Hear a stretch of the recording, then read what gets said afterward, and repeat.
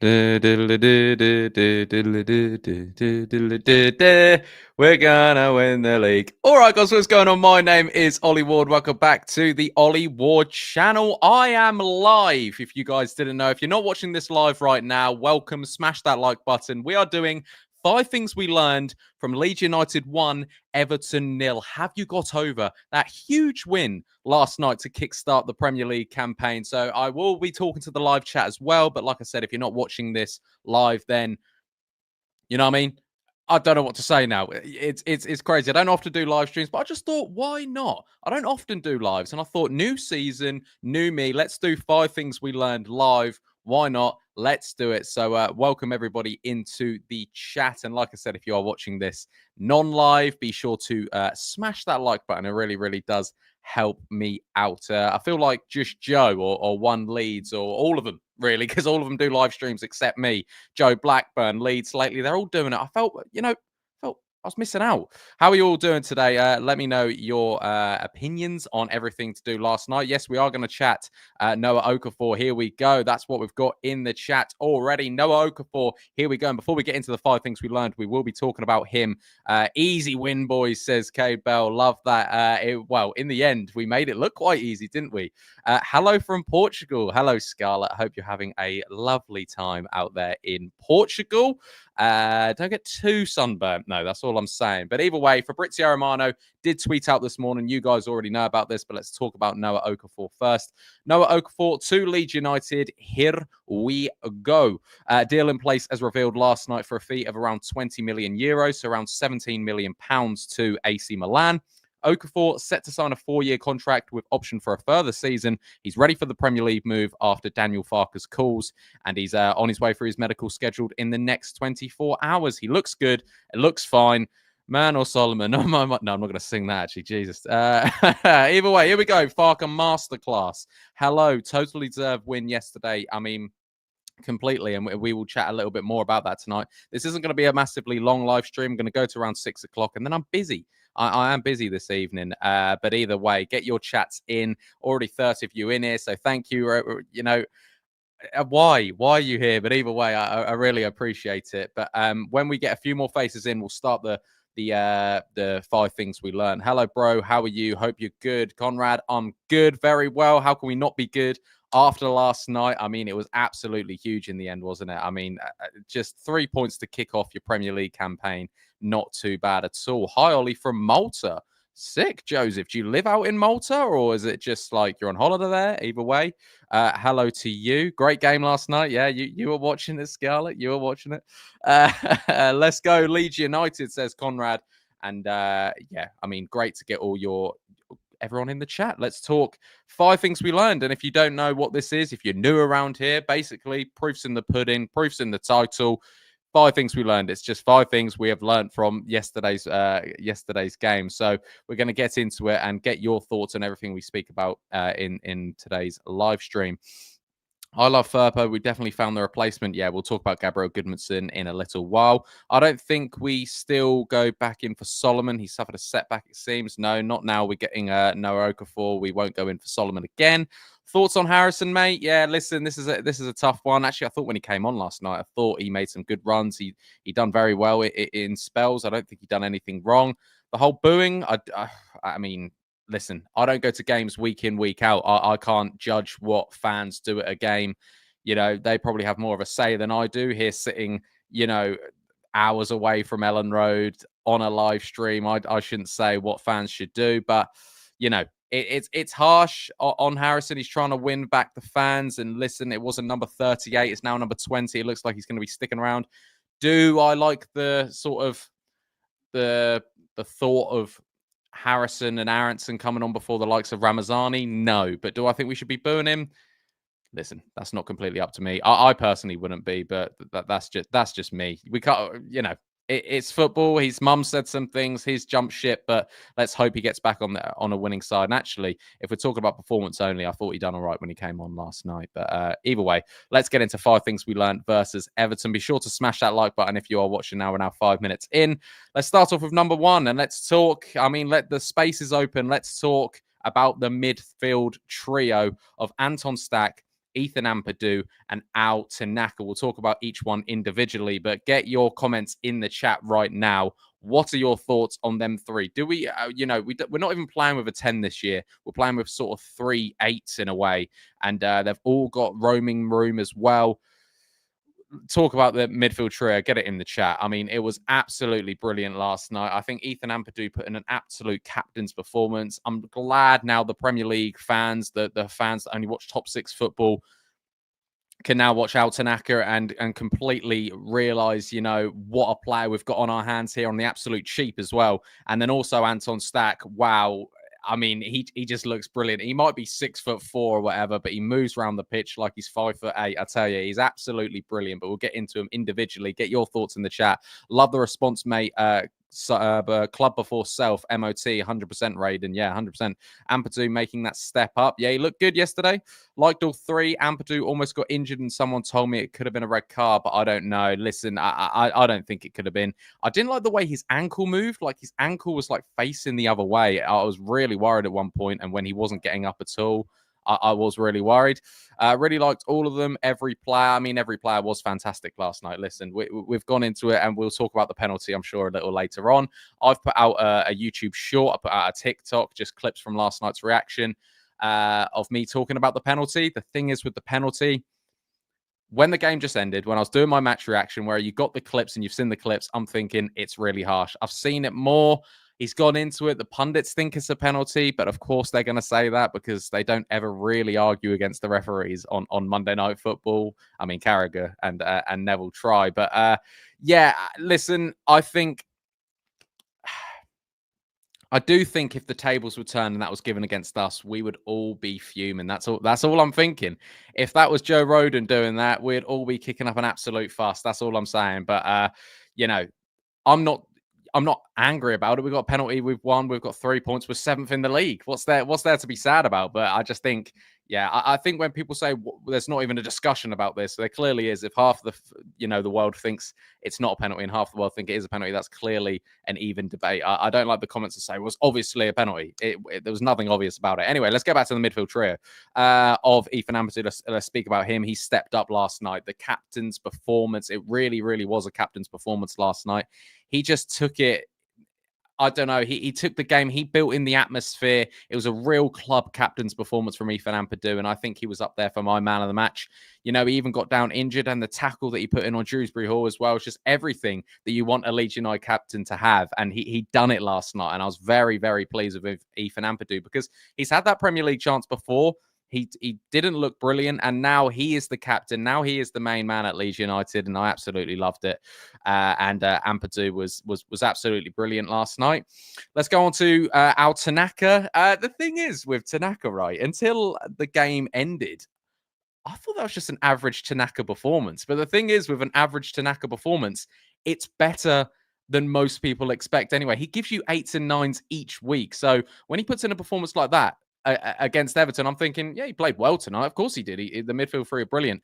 But the rest of the world are like, wow, you've got an absolute player on your hands. You've got to remember Al Tanaka cost Leeds United £3 million. Mike Cat says we're joint 6th, not 7th. That's so true. Tanaka looked a tad nervous compared to Championship. I feel like he's once got the confidence. He could be a menace. Yeah, very true. And that's kind of what I'm saying. I thought Tanaka was very good. Don't get me wrong. I thought the midfield three were perfect all night. But I just didn't think it was one of Tanaka's best performances. I have watched back, and yes, he did dictate everything like he always does. But I'm so used to a good Tanaka performance that when he puts in a performance like that, I'm like, yeah, it's just what Tanaka does. Do you know what I mean? I don't know if anyone else felt like that as well. And then Anton Stack, wow, what a signing that man is going to be. An absolute signing and a half. I mean, he cost us around 20 million pounds, 20 million euros? I should probably know that. I do transfer news, but I can't even remember now. But either way, set pieces looked a bit meh at times. He should be in the box for set pieces. That's what I wanted to see. But Anton Stack, no, literally, he's one of them that I've been tossing and turning if I'm going to get him in my FPL. I had Goodmanson in my FPL, so I got 9 points there. But either way, Stack, Ampadu, and Tanaka, I can't talk any more highly than them three. And it's going to be difficult for the likes of Sean Longstaff to get in. I thought Longstaff was going to be easily chucked in there. As a Premier League, midfielder, as one of our midfielders, but clearly not when them three put in a performance like that. But it is a thing. where we go to Arsenal on Saturday. I don't want to be a Debbie Downer because I'm not. I'm still on the absolute up about last night. But, you know, you got to put realism into it. And I'm hoping fans will put realism into it, that it most likely at the Emirates at 5:30 might be a loss for Leeds. But we're not going to go into it negatively. I just think we've got to be realistic about it. Do we think that Biol comes straight in for Pascal, or the clean sheet last night warrants the same starting lineup? Listen, this is the good thing with Leeds United this year. We're not putting, you know, these players out of position. We're not saying, oh, he has to play there because he's not good enough. We've got two brilliant options in Biol and Pascal Struijk. Who do you start? I think Struijk, you know, he deserves and he earns that game against Arsenal at the weekend. Personally, I think Biol probably thinks the same thing as well. But it's hard in this league to give out sort of, I guess, sympathy starts, even though that's not what I'm saying to do with Pascal. He doesn't deserve a sympathy start because he was brilliant last night. That's not what I'm saying. But I'm saying you've got to play your strongest team week in, week out. You can't say, oh, well, you can't play players on merit, is what I'm trying to say. But Pascal probably does deserve. I'm kind of contradicting myself a bit there. Man United's red and white army. Boo. Well done on the win, Ollie. Man United over Leeds, though. Whatever. But either way, good. I mean, a good performance from you guys. No points, though. Above you in the league. We're going to win the league, Ollie. Believe, says Raiden. Leeds have brought well. When we feel the gaps will be a force to be afraid of. Yeah, Mike, where do you think the gaps are needed now? Where do you think the rest of the gaps are? We've pretty much confirmed we have confirmed Noah Okafor, who will come in as, he can play both wings. He can play as a number 9 as well. So I think that's probably going to be another number 9 signing. Do you guys think that? Evening, Ollie, says that Leeds lad. Evening, mate. Hope you're doing well. Like I said, this is my first live stream in a long time. I don't expect hundreds and hundreds of people here, but I don't often go live. So if you guys want to see more lives, be sure to smash that like button. Also, if you are watching this not live, still do the same thing and get your comments in. Another player in Okafor, AC Milan player, 18 million. Yes, mate. Yeah, we spoke about that at the top of the video. That's brilliant. But I need to continue with 5 things we learned, because I'm not going to do a massive video here. So the midfield trio, that's what I've spoke about. That's my number 1. Number 2, let's talk about the press. And the press is going to hurt people. Not the press as in, not the cameras. I mean the press from Leeds United. More lives, Defo. Thank you, Scarlett. You can be in them. The press from Leeds last night. Will the press work against the better sides? This is always going to be the thing. And Leeds found that out under Bielsa, that sometimes the press against harder teams didn't work. But, you know, I thought the press last night, we didn't let, you know, Everton have a chance really with the ball. Yes, they came out with it more in the second half. We were a bit more conservative. We sat a bit more back. But the likes of when you've got Tanaka and Bogle, and even at the end when Jack Grealish was on, Bogle and Aronson were doubling up. And that's kind of, in a way, a press. You don't want to let Jack Grealish have that space because he will cause you damage. And I'll speak to my dad after the game, and he was like, thought Bogle looked a bit shaky. And I was like, what are you smoking? What are you smoking, Mike? I thought Bogle kept Njaya and Jack Grealish quiet all night. And they were supposed to be the two that were supposed to absolutely hurt us. Dewsbury Hall was another one. And the midfield 3 shut him up as well. So, yes, we won by a controversial penalty. But realistically, if Leeds came away with that with a point, I think we'd be happy because it's our first Premier League point. We're back in the Premier League. And we'd look at that. Oh, we need 3. We could have got 3 points there. But Everton weren't in it at all. I don't think they were really in it. They got more and more into it. And yes, they had an unlucky decision. But I think the press and Leeds United last night, doubling up, I just think we got it spot on last night. I really do. And I think that's down to the atmosphere as well. The atmosphere was absolutely brilliant. We played well. LUFC, all Leeds, aren't we? MOT. Get them all in, Phil. That's Phil Woolen. Thank you, mate, for the nice comment there. Farke needs to rotate big time. Also sub when needed, not by the clock. Players get tired with the tempo of the Prem. Yeah, 100%. But I thought we got it spot on last night. I thought Farke got it absolutely spot on. I mean, he brought on the goal scorer. Your dad is right about Bogle. Did look shaky. Do you think? I thought Bogle had an all right game.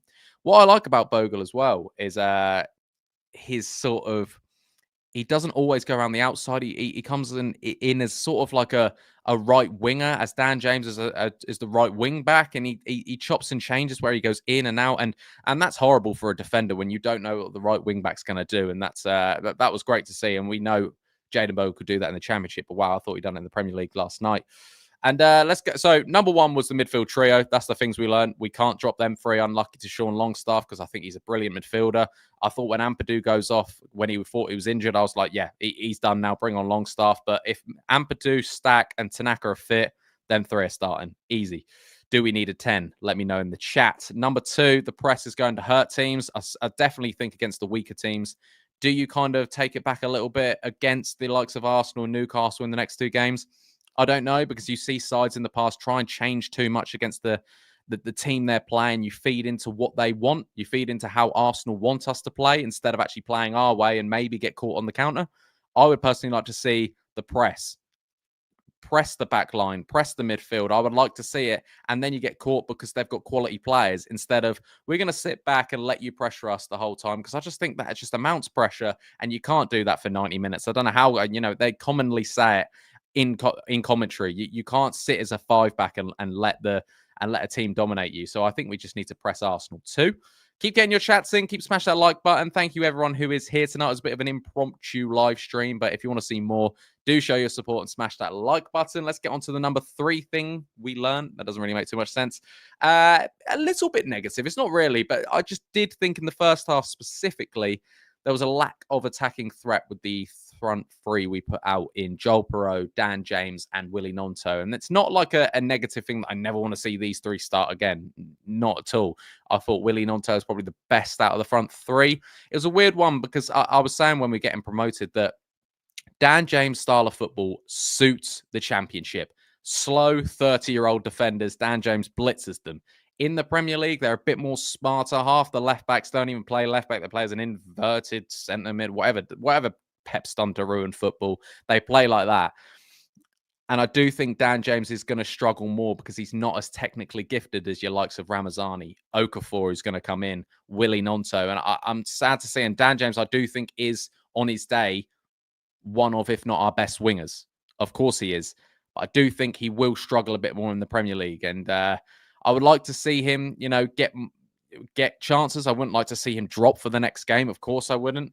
But it is a thing where I do think the technical ability will come in better in the Premier League than it does the Championship. Championship would put ball over the top and Dan James there. And I'm not saying Dan James doesn't have any technical ability. Of course he does. He's absolutely brilliant. But I did think he lacked that attacking threat last night. Similarly with Gnonto, thought he played a bit better. He had a lot more time on the ball probably than he thought. I thought his actually link-up play with the likes of Goodmanson and Stack and Ampadu and things like that, them little triangles that Leeds were playing yesterday in the likes of, Bogle, Tanaka, James, or Goodmanson, Gnonto, Stack and things like that, just absolutely passed it around him, and that was brilliant. And similarly, Joel Perreault. I absolutely love Joel Perreault. I'm a big fan of Joel Perreault, but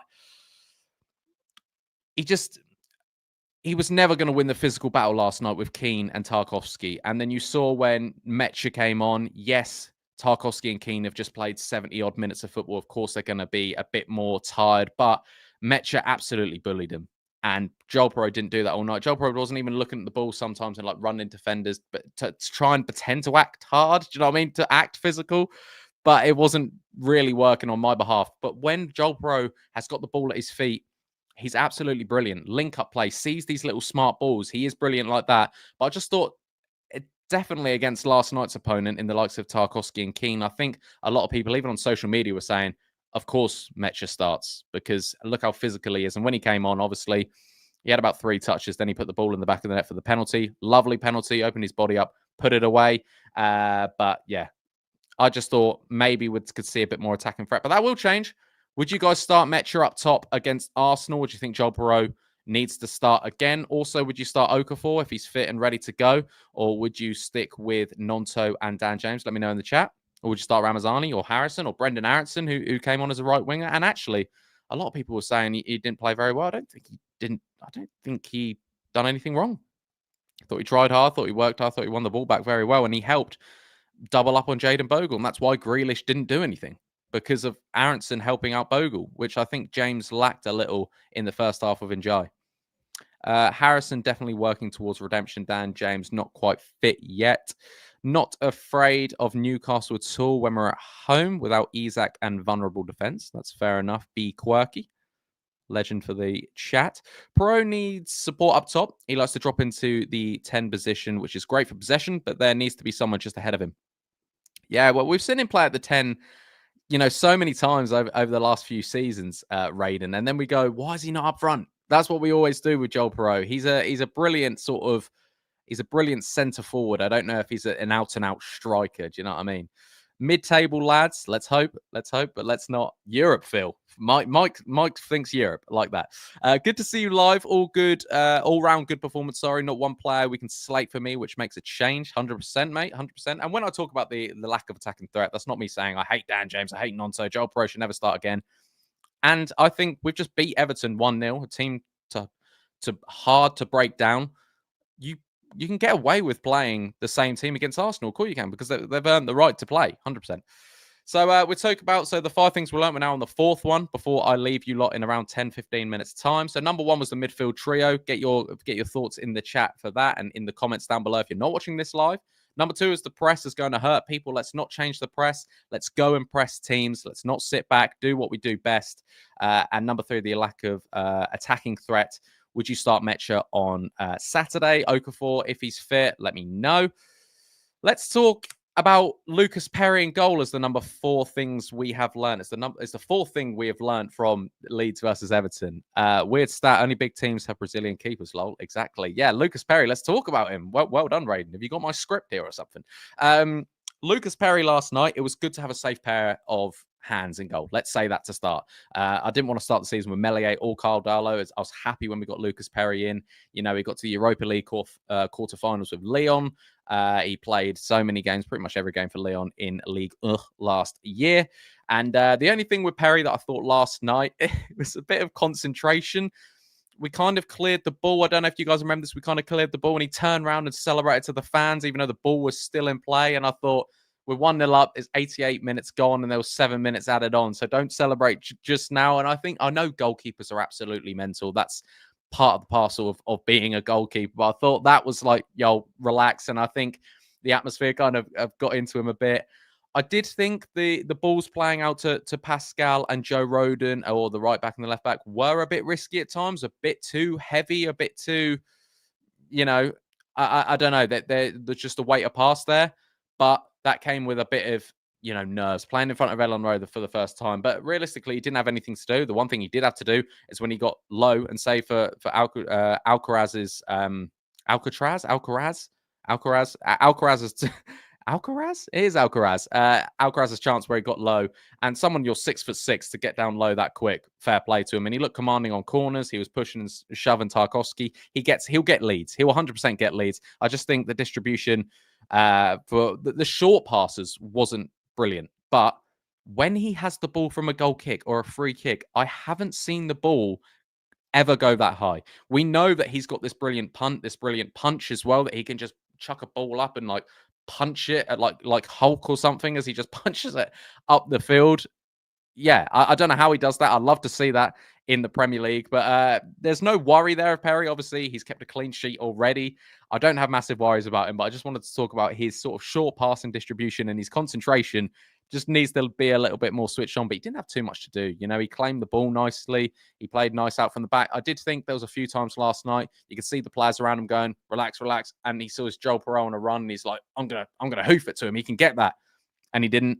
Little things like that, losing possession. You can't afford to lose too much possession in the Premier League. In the end, Leeds United had a lot of possession of the ball and we looked good. So there's nothing on Lukas Perri. I think he's an absolute madman and I think he'll fit right in at Ellen Road. And sort of last but not least, the 5th thing we have learnt from Leeds United versus Everton is credit to Daniel Farke. A lot of Daniel Farke outers still out and about, but you've got to give credit to Daniel Farke. I think the way we set up last night, this new thing of not playing an out-and-out 10, people were like, why? We need a 10. We're playing 4-3-3 with kind of 3 8s, I guess, all running around, just doing what they do best, Ampadu, Stack, and Tanaka. But yeah, it was credit to Daniel Farke, who got the subs spot on. I do think he maybe could have brought Nmecha on 5 minutes early, but you never know in football. 5 minutes early before that, Everton could have got 2 goals. I don't believe in like, oh, we could have scored if we brought on, oh, we could have done this. Everything happens for a reason. He brought Nmecha on at that time, and Nmecha scored that penalty at that point. So, yeah, I thought Daniel Farke got it spot on last night with the press, and he was very happy after the game. And this is a big season for Daniel Farke. I think, you know, whatever happens, he's an easy sort of point your finger at if things don't go well. He's still very vocal that he wants more in the transfer window. The little bit we've got left of it, he's very vocal about it, and I'm completely I like that. He says don't rule out another striker. I think Okafor's a brilliant signing as well. I think we'll have to keep an eye on James Justin. I've been very vocal myself about James Justin. I'm not his biggest fan, but I think he does a job. Right back, left back. He's a leader. He's got Premier League experience. I wouldn't be paying too much for him. I hope it's under £10 million. They're rumored to be around £7 to £9 million, which to me, I still think is too much. But he's an England international. He's a leader.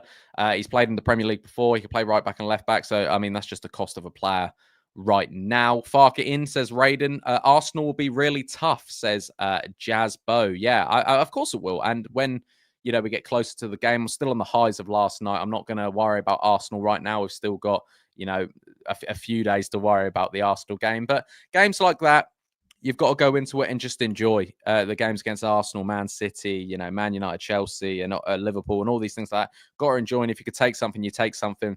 I'd much rather beat the teams around us, the Evertons, the Brentfords, Wolves, Burnley, Sunderland. I'd rather win them games than worry about shocking Arsenal or shocking Liverpool. Of course, it would be lovely if we came away from the Emirates with a point or even 3 points. But we've got to be realistic. And if we press them, if we play our game, I don't see why we can't go and get something. Arsenal, though, are a fantastic team, and Mikel Arteta has got them set up brilliantly, and they'll be, of course, up there this season. Arsenal will be saying Leeds will be tough, of course. I mean, David Moyes, apart from obviously being, you know, fuming about the penalty, he credited Leeds. He said absolutely outplayed us in pressing, and they made it very hard for us. So, and of course, as a manager of the club, he's not happy with the penalty call. And I think Daniel Farke will be in the same situation as well. But yeah, credit to Daniel Farke last night. Thought he got it spot on with the lineup. Very happy with the lineup. And even the bench was very solid. The only thing that we could maybe critique him about is starting Aronson or bringing on Aronson and Harrison instead of Ramazani. I mean, a lot of us want to see Ramazani, but you know, if Daniel Farke doesn't, then it's completely up to Daniel Farke. And if that game ended 1-0 Everton, we'll be screaming saying, why are you bringing on Aronson and Harrison when you've got to fit Ramazani there? Unless there's something we don't know. Realistically, if Arsenal from last season sharp, they'll batter us. I'm expecting a loss, but it's going to be a lesson how we deal with the big boys. 100%. I mean, I'm not going into it thinking, oh, we're going to lose, but I won't be fuming if we lose. There's a way of losing. And I'm not going to come on here, you know, live or video or whatever I do after the Arsenal game and go, I mean, unless we lose like 7 or 8-0, I'm not going to like throw my toys out the pram. Sometimes you just lose games. Sometimes you will lose against the better opposition. That just happens in football sometimes. There was a game last year against Millwall where we just lost.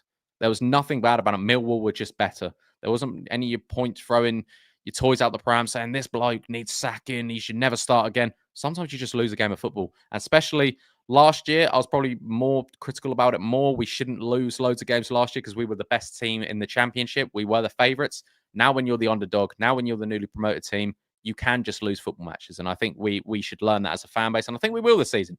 We will learn that you can just lose against better opposition. Have no fear, LUFC. Yes, exactly, Phil. Michael says, is Okafor an upgrade on Solomon? Listen, I haven't watched a lot of Okafor. I mean, I know more about Solomon. Solomon is a hero. He's a hero, isn't he? He's an absolute hero for Leeds United. So, yeah, I'm going to say yes, just because he's had, you know, he's been at AC Milan, he's been at Napoli. But the thing is with Okafor, he's got a bad injury record. But which Leeds signing hasn't got a bad injury record? And also, we got to look at, when does Dominic Calvert-Lewin come into the side? And I think Calvert-Lewin suits our style of play so much. I didn't think he would suit it last night. But a game last night was screaming out for Dominic Calvert-Lewin. Absolutely. Stack is Leeds United marquee signing so far. Yeah, 100% Michael, but you've got to tip your hat to Goodmanson as well. What a player he is. We will beat Arsenal. I absolutely love that from you, Dawn. That's the spirit, Dawn, says Phil. Arsenal are Premier League contenders, Champions League qualifier. They're a great team. 3-1 would be a huge win, even at a loss. Does that make sense? Yeah, 100%. 100%. It's how you lose a game. But we're not going to go into it thinking we're going to lose. But if we do lose, we'll assess it then. James is not a Premier League player. Wow, Jasbo, fair enough. That's completely entitled to your opinion. I think he is. I think he didn't have the best of games last night, and we're judging this whole squad off last night's performance. But that's what you do. You can only base it off the last game and then get your predictions for the next game. But guys, this has been awesome. I really do enjoy live streams, and if you guys like to see more live streams, do let me know. Let me know. Just commenting it on my video saying, Ollie, you need to go live again, or just let me know on social medias. It's _Ollie_Ward_ if you want to see more.